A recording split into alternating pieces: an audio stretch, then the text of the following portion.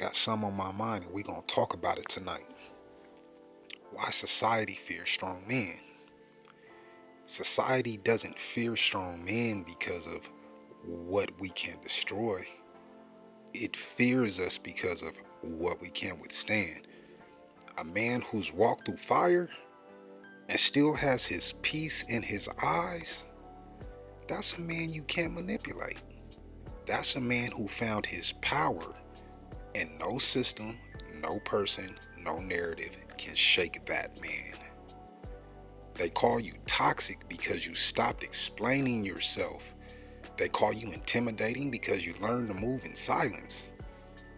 They say you've changed when really, in actuality, you just healed, bro. And that scares them because a healed man sees everything differently. He no longer chases approval. He no longer fears rejection. He's calm in rooms where he used to shrink himself to fit in, and that calm makes the insecure tremble.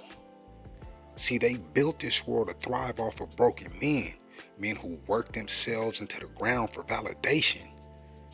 Men who think leadership means suppressing emotions instead of mastering them. Men who think money equals manhood. But when you wake up one day and you realize that none of that actually defines you, the game changes. Because a man who knows who he is can't be bought, baited, or broken.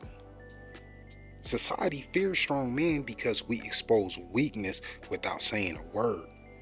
When you walk with discipline, you show people what accountability really looks like. When you stay loyal in a culture built on temptation, you remind them what integrity costs. When you lead with faith instead of ego, they can't box you in. That's why the attacks come, not because you're wrong, but because you're right in a world that rewards wrong. Strength is not about being loud. It's about being rooted. You're not at war with people. You're at war with distraction. And the moment you master your emotions, the system loses its grip on you. Proverbs 16:32 says, better to be patient than powerful. Better to have self-control than to conquer a city. Because real strength isn't shown through force. It's shown through restraint.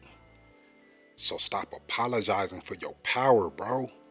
Stop letting guilt trick you out of your blessings and your greatness. Be kind, but stay firm. Be humble, but stay bold.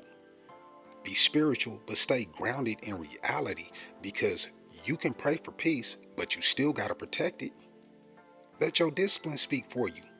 You don't owe explanations to anyone who benefits from your confusion.